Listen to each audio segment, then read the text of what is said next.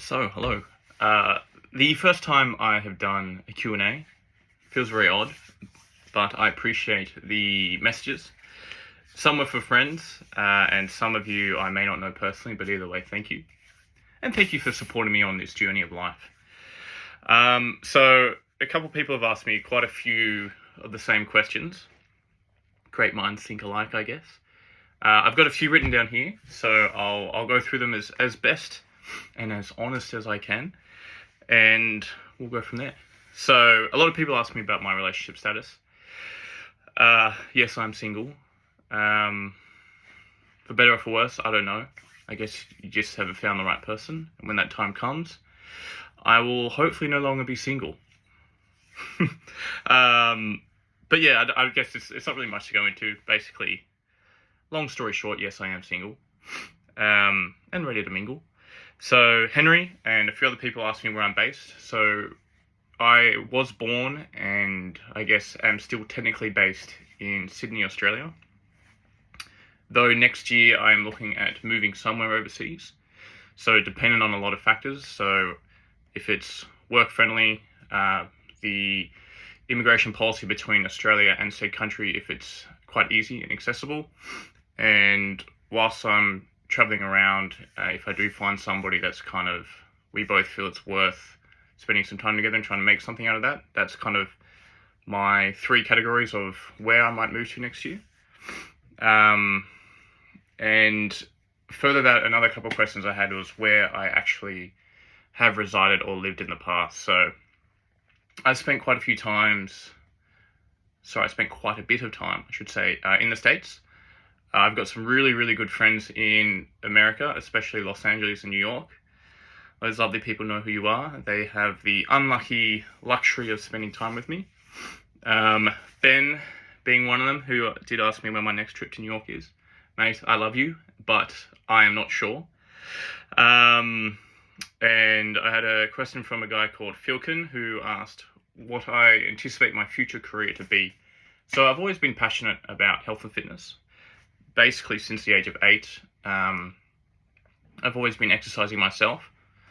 Might partly have contributed to my osteoarthritis, but within that, a lot of lessons have been learned. I think my career or careers will always be within health and fitness space. If I am moving overseas, depending on the country, I'd either like to work in a gym or slowly kind of transition and have the potential to train clients online.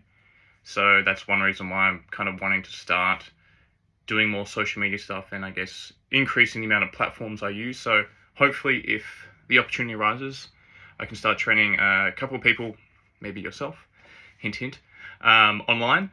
So yeah, it's just something I'm going to slowly kind of work towards and see what happens in the future, but definitely a possibility. Though I think my career will be within the industry of health and fitness. Just it's something I've always been passionate about. Grace, thank you for the amazing questions, and I do miss you. Is chicken eating a chicken considered cannibalism? I would say yes, if it's the same species eating another one of the same species. And then I got another question in response for you, Grace, is if a human eats a shark, and that shark has eaten a human previously, and the human is still in there, would you consider that cannibalism? By second nature, maybe? Or second degree? Let me know. Okay, and a name which I'm going to pronounce very wrongly, Watadumpan, had messaged me asking, how long did it take to have that body? I get a few people, and a lot of people in the past have asked me the same question. I think I did a post recently kind of about getting abs. Not that I always have abs, but there's a few things we kind of want to consider. Is everybody has their own genetic attributes when it comes to putting on muscle, taking off muscle, putting on weight, taking off weight. So that's kind of one thing to consider. It's kind of hard, because I do it as well, it's kind of hard not to compare yourself to other people. You just want to try and compare yourself to the own progress you have made and your own personal goals. In saying that, I have been training since I've been 8, like I said before, so that is now 22 years. Makes me feel very old. So it has been a 22-year journey so far.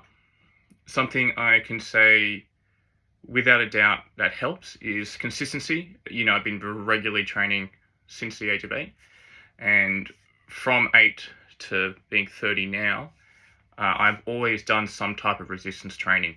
So I think that's really a fundamental key to trying to build or maintain lean muscle mass. I think it's extremely important, especially now. It's kind of a double-edged sword because I used to train so much, probably didn't help in developing osteoarthritis. But now I do need to maintain some training to decrease the symptoms of my osteoarthritis. I think it's extremely important, again, especially a big emphasis on resistance training. And that's it for now. Just a quickie. I don't last long. But yeah, I hope this is kind of helpful and a bit of insight on what you guys might want to listen to.